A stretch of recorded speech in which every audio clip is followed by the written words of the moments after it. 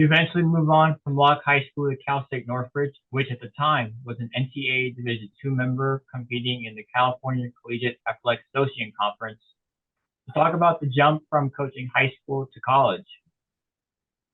Well, the biggest difference for me was that I had never coached a white athlete. And so it was quite a transition actually to go from Locke to Northridge. Well, let's while you're saying that, Coach, not to cut you off, let's go back to tell the people a little bit more about Locke, like while you were there, and then transition to Northridge, because some of these people don't know. I mean, Locke was in Watts. You know, this was, I think, after the riot. The athletes at the school. I mean, you were around not just track. I think there were some baseball players there. It was. Well, we were just. School opened right after the Watts riots. It was on 111th and San Pedro. Watts riots started on 116th and San Pedro. So it was a flashpoint area. It was a school that was entirely African American. It was a school that, shall we say, had its challenges.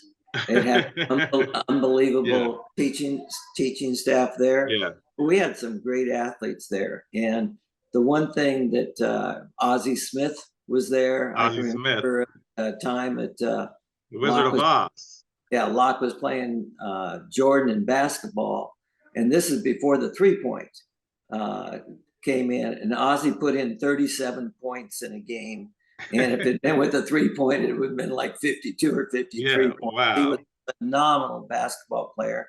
And then to have him be the shortstop and go on be the St. Louis Cardinals, I think was who he played for. Yeah. He had him there. He had some people that played for Murray, Eddie Murray. Eddie Murray, there. Yes. Yeah, he was at Locke. So we had some great people, but the one thing that made Locke really good was the coaching staff really helped each other. So we were able to get, I went to the basketball coach and said, can I get a couple of basketball players to come out and do the long jump, triple jump, and the high jump?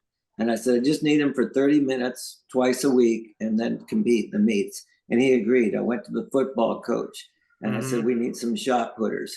And he agreed. He let the guys that wanted to do that. And so we were able to build a program. My first year there, we lost 3 meets, 61-57, because we didn't have enough good athletes. And after that, I think we ran 3:37 in the mile relay. So that following year, I decided we were not going to lose any more mile relays, or at least we were better. So I went out and bought 4 satin blue jackets. Locke was Columbia blue, a light blue, powdery blue. I bought 4 jackets for men and 4 for women. And those jackets went to, or warm-ups, went to the mile relay people who were, and so on Thursday night, they got to take those home and they wore them to school on Friday for the track meet. Oh, wow. And so they got real competitive. Everybody wanted their uniform. But, well, in the previous year when it came, we always used to sit in the stands together. And in the previous year, it came time for the mile relay. The 2 mile, I noticed everybody was leaving the stands. Yeah. And by the time we got to the mile relay, no one's there. Everyone's gone. Yeah. So, you know, because African Americans didn't run the quarterback then, right? That was the thing. So supposedly. Anyway, so I got that going, and we went 3:26.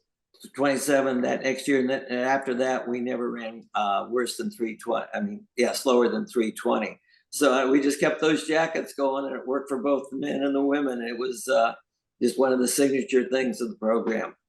And at Locke, you had the legendary Valerie Briscoe Hooks, who was an Olympic champion. You had David Mack. I know I think you won a state team title. You said, or several times city champion. But talk to us some of those teams you had that were dominating before you moved. I think that 79 team was probably one of the most dominant teams that could ever be put out there. We had Ronnie Glenn that ran 13.7 in the hurdles, and he was like third in league. He barely got out of league. I mean, I had 2 other guys that could break 14. on that team, and they didn't even get out of league. We had 3 guys that were faster than 152 and a half at one spot. And, the Marine League was just so tough with Gardena at that time was a superpower, and Banning and Carson and San Pedro. It was just a great competitive league. So we were really blessed with the talent that we had there. I forgot to say that, the baseball player let 2 of the baseball guys come down to run the relay, and they just came down twice a week for 15 minutes. They practiced their block starts, we practiced the baton, and then they'd show up for the meet on Friday. But we would not have won the city championship or even the Marine League title without having the support of the other programs, the basketball program and the baseball program and the football program. You bring up Valerie. Of course, she's very close to my heart. My first year coaching there, my first week of my career at Locke, we had, about 50, 60 kids out on the track, and her brother was shot. And in the corner, I heard the bullets. They went right by my head, and I turned and I saw him go down. And fortunately, I was with her parents that night at Martin Luther King when they pronounced him dead at 11:15. The following year, when Valerie came to school there, she would not run through that curve. So all of her workouts were 300 or less, because the curve was in the first curve of the 400.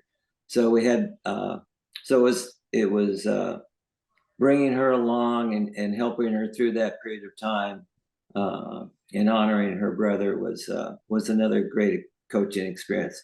It's what made Locke what Locke is.